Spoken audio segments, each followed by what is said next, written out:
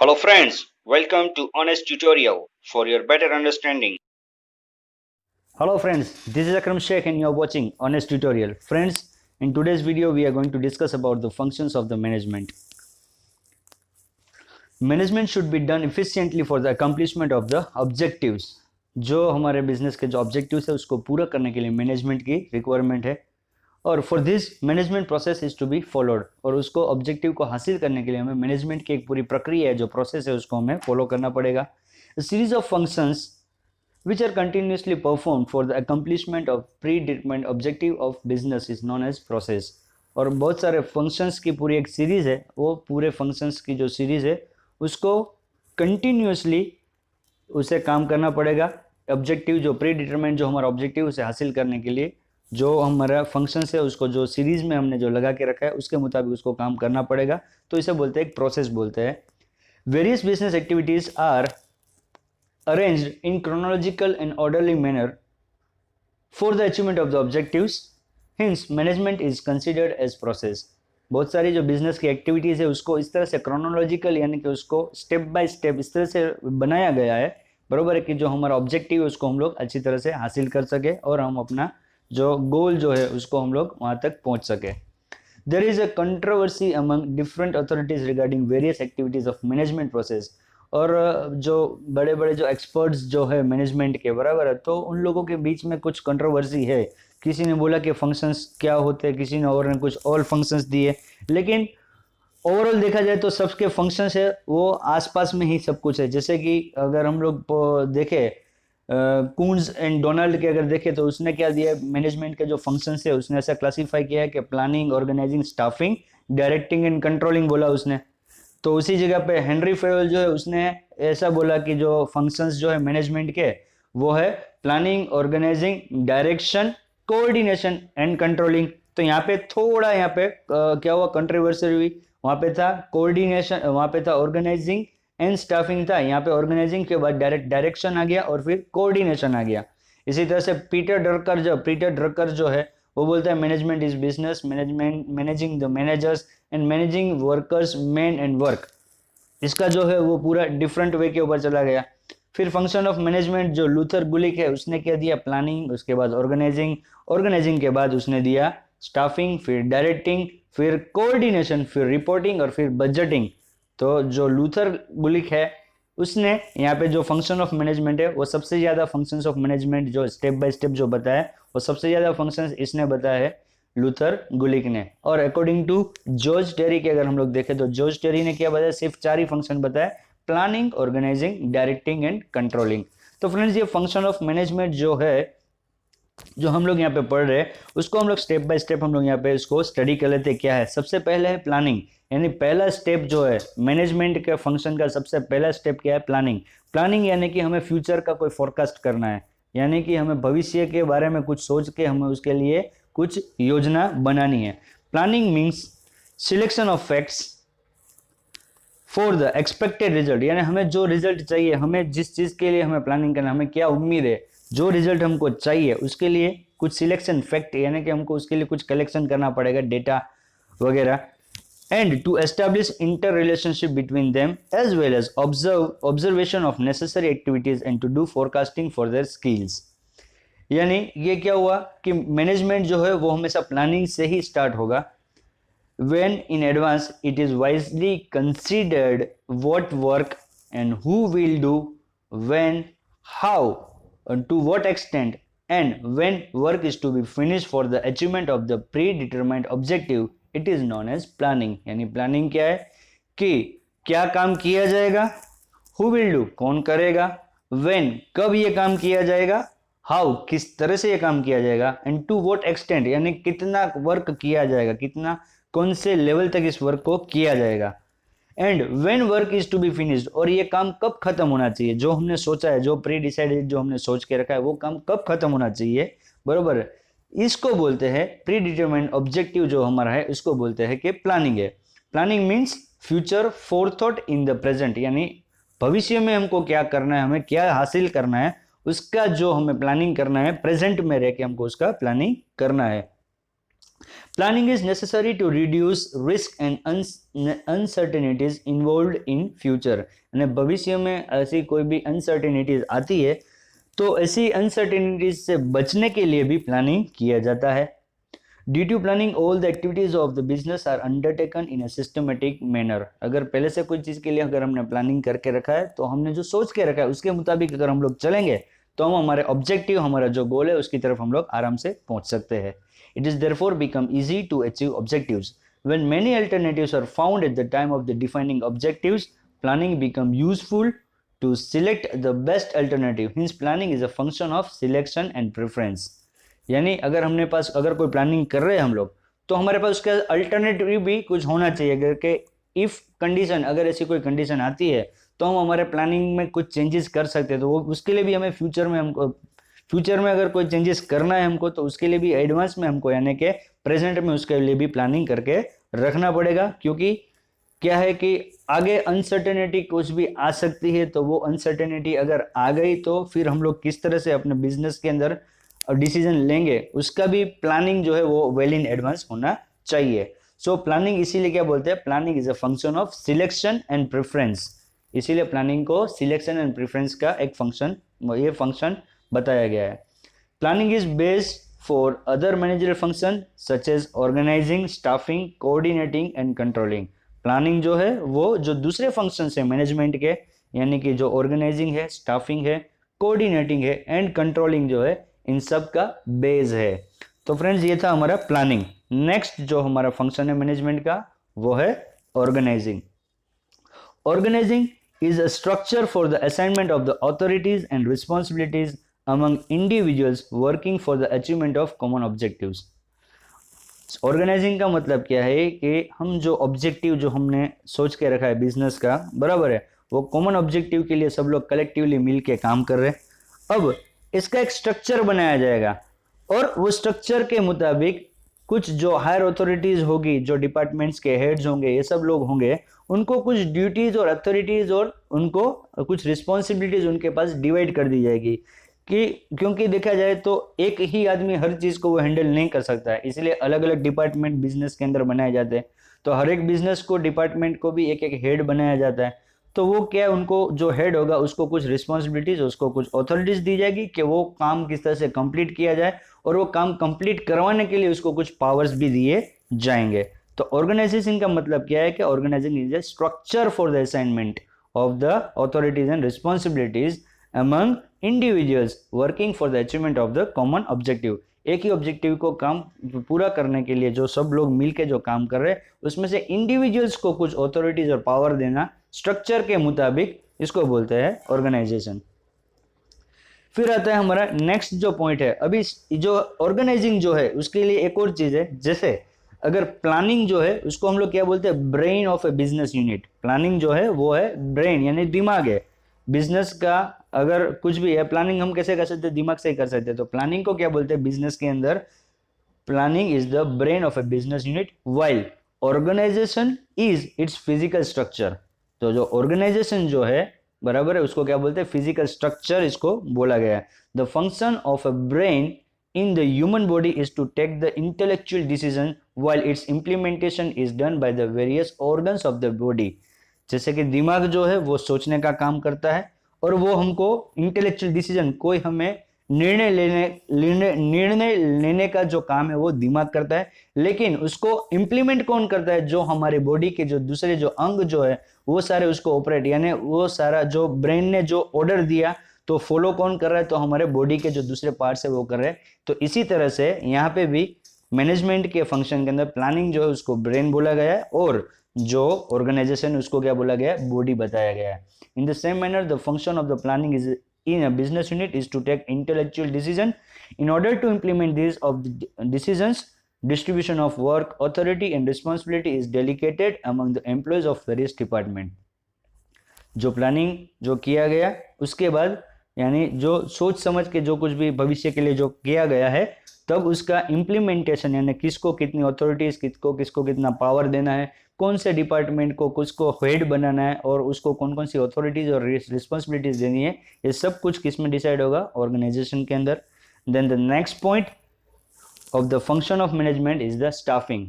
बिना किसी एम्प्लॉय के कोई भी बिजनेस अधूरा है। अगर एम्प्लॉय है, वर्कर्स है, तो ही वहाँ पे बिजनेस काम अपना जो अचीवमेंट है, जो उसका ऑब्जेक्टिव, उसको अचीव कर सकता है ऑब्जेक्टिव को। अदरवाइज वर्कर्स और एम्प्लॉयज के बिना हर प्लानिंग अधूरा है। The purpose of staffing is to get, maintain and develop satisfactory man power. Employees are arms and legs. Employees जो है वो क्या है, हाथ और पैर है। लिम्स जो बोलते हैं ना, पैर यानी कि लिम्स। तो कोई भी बिजनेस अगर ऑर्गेनाइजेशन है तो उसके हाथ और पैर जो है वो सब कौन है, एम्प्लॉयज है। Staffing is concerned with availing and maintaining satisfactory man power. और where there is a business organisation there will be existence of staff. जहाँ भी बिजनेस का कोई ऑर्गेनाइजेशन है वहाँ पे स्टाफ की रिक्वायरमेंट तो होगी। Any organisation without staff is like a mere skeleton. जो भी ऑर्गेनाइजेशन में अगर वहाँ पे काम करने वाले अगर कोई व्यक्ति नहीं है तो फिर वो एक हार्ड पिंजर की तरह वो ऑर्गेनाइजेशन गिना जाएगा, क्योंकि वहाँ पे कोई काम करने वाला ही नहीं रहा। तो फिर काम कैसे होगा, कैसे बिजनेस का ऑब्जेक्टिव अचीव होगा, कुछ भी नहीं हो सकता ना। Activities of any business unit depends on it's staff. Business की हर एक्टिविटी, हर कार्य जो है, हर कार्यक्रम जितना है वो सब कुछ उसके स्टाफ के ऊपर डिपेंड करता है। Staffing is related with the recruitment of employees for the right position at the right time in the right number with the right qualification. Staffing का मतलब क्या है कि रिक्रूटमेंट करना, यानी कि किसी एम्प्लॉय को उस पोजीशन के ऊपर रखना। तो किस व्यक्ति को रखेंगे, तो राइट पोजीशन, पहले तो कौन सी जगह पे रखना है, कौन सी पोस्ट पे रखना है वो डिसाइडेड होना चाहिए। एट द राइट टाइम यानी सही समय पे उस पोजीशन के ऊपर जब रिक्वायरमेंट है उस वक्त उसको वहां पे पोजीशन के ऊपर रखना। And in the right number, कितने लोगों की जरूरत है उतने लोगों को ही वहां पे रिक्रूटमेंट करना। And with the right qualification, और उसके पास कुछ एजुकेशन क्वालिफिकेशन या स्किल कुछ होना जरूरी है। तो इसको बोलते हैं हम लोग recruitment. It also includes selection, training, transfer, promotion, dismissal, retirement and welfare activities of the employees.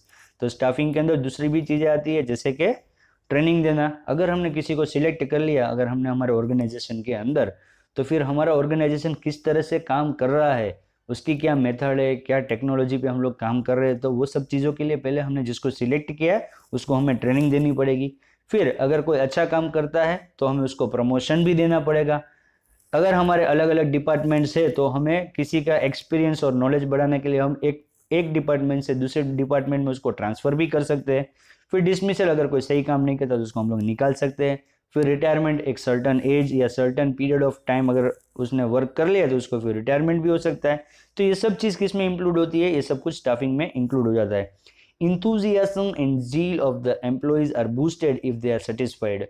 अगर एम्प्लॉयज अगर सेटिस्फाइड हो गए तो उसमें एक अपने आप एक एनर्जी आएगी। तो वो इंथुजियाज्म पैदा किस तरह से किया जाता है, उसको सैलरी तो उसको काम करने की मिलती है, लेकिन उसको अदर बेनिफिट और कुछ एक्स्ट्रा बेनिफिट दे दिया जाए, लाइक बोनस दे दिया, कुछ इंसेंटिव दे दिया, या फिर उसको कोई टूर पैकेजेस के लिए या तो उसके फैमिली वेलफेयर के लिए अगर कुछ दे दिया, तो यहाँ पे क्या होगा, एम्प्लॉय का जो एनर्जी होगा वो बूस्टअप होगा। तो ये भी एक स्टाफिंग का एक पार्ट हो गया। Ultimately, it will lead to increase the productivity and efficiency of the organization. Staffing function studies problems related to the employees. और स्टाफिंग क्या करता है, जो एम्प्लॉयज़ के रिलेटेड जितने भी प्रॉब्लम्स है वो यहाँ पे देखता है कि एम्प्लॉयज़ को क्या प्रॉब्लम हो रही है और उसका सॉल्यूशन निकालने का काम भी ह्यूमन रिसोर्सेज मैनेजमेंट का होता है। The success of any business depend on it's employees. किसी भी बिजनेस का सक्सेस का पूरा दारोमदार जो है वो उसके एम्प्लॉयज़ के हाथ के अंदर है। At present, staffing also includes manpower planning, human resources development और evaluation of work and job analysis etc. और आज की तारीख में स्टाफिंग के अंदर human resources planning, man power planning, यानी कि हमें प्लानिंग इसके लिए भी करना पड़ेगा। अगर हम कोई यूनिट बना रहे हैं बिजनेस के अंदर तो हमें उस यूनिट में कितने लोगों की रिक्वायरमेंट है वो भी हमको यहाँ पे प्लानिंग करना पड़ेगा। It is the strong belief of every progressive management that a satisfied staff is an invaluable asset of the business, जिसकी हम लोग कोई कीमत में उसको माप नहीं सकते, यानी ये इनवैल्यूएबल एसेट है हमारा जो एम्प्लॉय है जो अच्छी तरह से इफिशिएंटली काम कर रहा है और सेटिस्फाइड स्टाफ है, अगर हमसे अगर वो संतोष है, हमारे बिजनेस से और उसके काम से अगर वो संतोष है, तो ऐसा एम्प्लॉय जो है वो बिजनेस के लिए कैसी एसेट है, इनवैल्यूएबल एसेट गिना जाता है उसको। अब नेक्स्ट जो पॉइंट है वो है directing. Direction means to guide and supervise the employees for the accomplishment of the objective. Director का सिंपल मीनिंग है कि किसी अपना जो भी हमारे एम्प्लॉयज है उसको कुछ एक दिशा दिखाने की, को किस तरह से उसको काम, जो हमारा जो गोल जो है, हमारा जो ऑब्जेक्टिव है उसको किस तरह से अचीव करना है, तो उसको एक दिशा दिखानी पड़ेगी, उसको एक मार्गदर्शन दिया जाएगा, इसको बोलते हैं direction. In order to achieve predetermined objectives, it is very important to direct and supervise employees of an organization effectively. अगर हमको हमारा जो प्रीडिटरमाइंड ऑब्जेक्टिव जो है हमारा, अगर हमको उसको हासिल करना है तो हमें हमारे जितने भी एम्प्लॉयज़ है उसको सुपरवाइज भी करता रहना पड़ेगा कि वो परफेक्टली काम कर रहे हैं या नहीं कर रहे, जो गिवन टाइम में काम कंप्लीट कर रहे हैं या नहीं कर रहे, वो सब उसको सुपरवाइज करना पड़ेगा। In a business unit planning is done after defining objectives and ideal organization structure is formed. Raw material, machineries are purchased, staff is appointed. In spite of all, these efforts become useless if the supervisors fail to provide proper direction to employees or worker.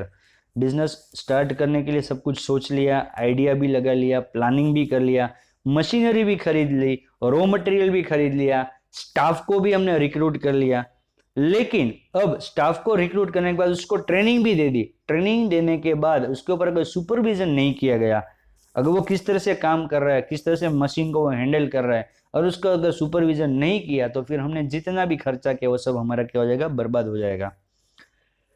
Other management functions are worthless without direction. अगर उसको सही दिशा नहीं दी गई, अगर उसको सही training नहीं दी गई, अगर ट्रेनिंग देने के बाद अगर वो कुछ गलत काम कर रहा है तो उसको नहीं रोका गया और उसको सही मार्गदर्शन अगर नहीं दिया गया तो हमारे जितने भी मैनेजमेंट के जितने भी दूसरे भी जितने फंक्शंस है वो सब के सब क्या हो जाएंगे, वर्दीलेस हो जाएंगे।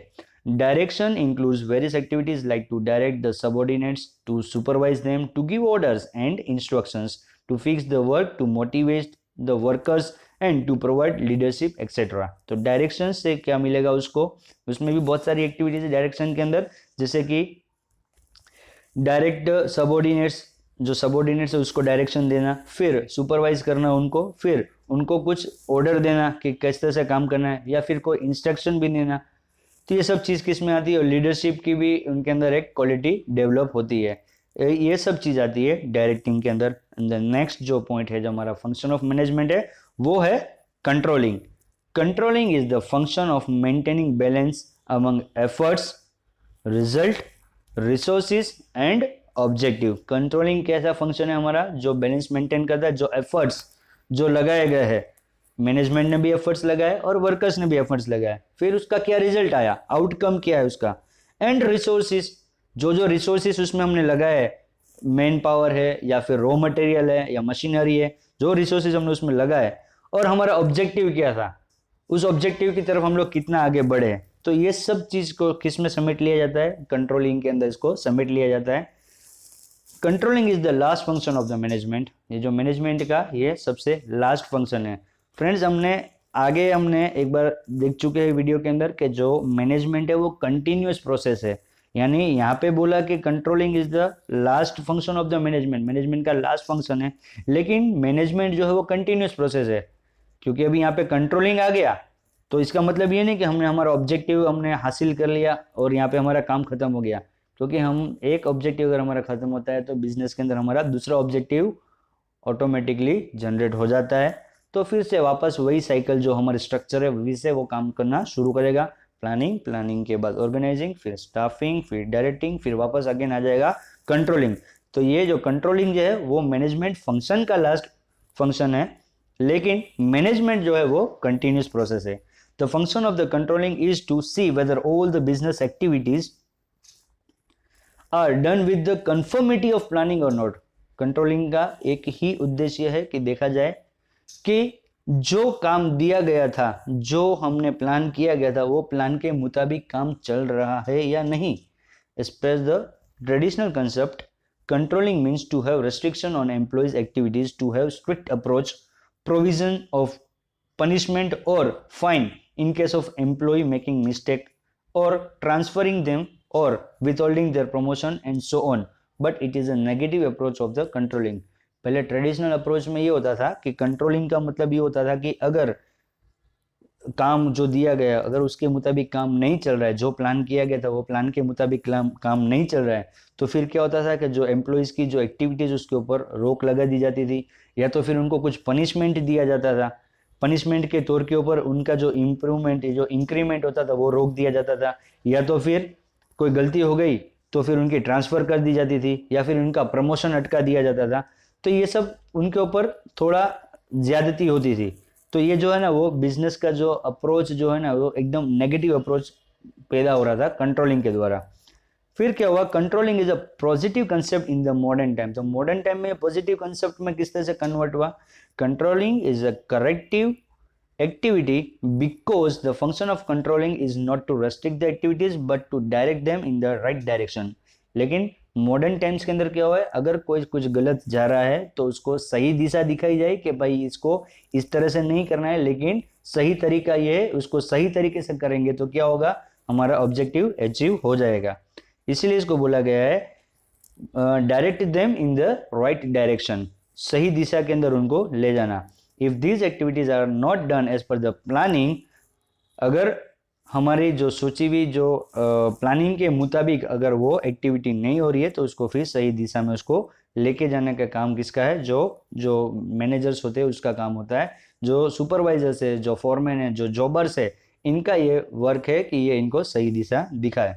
The function of controlling is to see that mistakes made in past are not be repeated in future. और कंट्रोलिंग का जो फंक्शन जो है उसका मेन काम ये भी है कि एक बार जो मिस्टेक हो चुकी है पास्ट के अंदर, बराबर, वो चीज़ वही मिस्टेक अगेन फिर से भविष्य के अंदर कहीं भी रिपीट ना हो। यानी अगर उसको सही दिशा, अगर कोई गलत जा रहा है तो उसको अगर सही दिशा दिखा दी है तो अब वो सही दिशा के अंदर ही वो व्यक्ति या वो एम्प्लॉय जाना चाहिए, अगेन उस चीज़ का वो रिपीटेशन ना करे।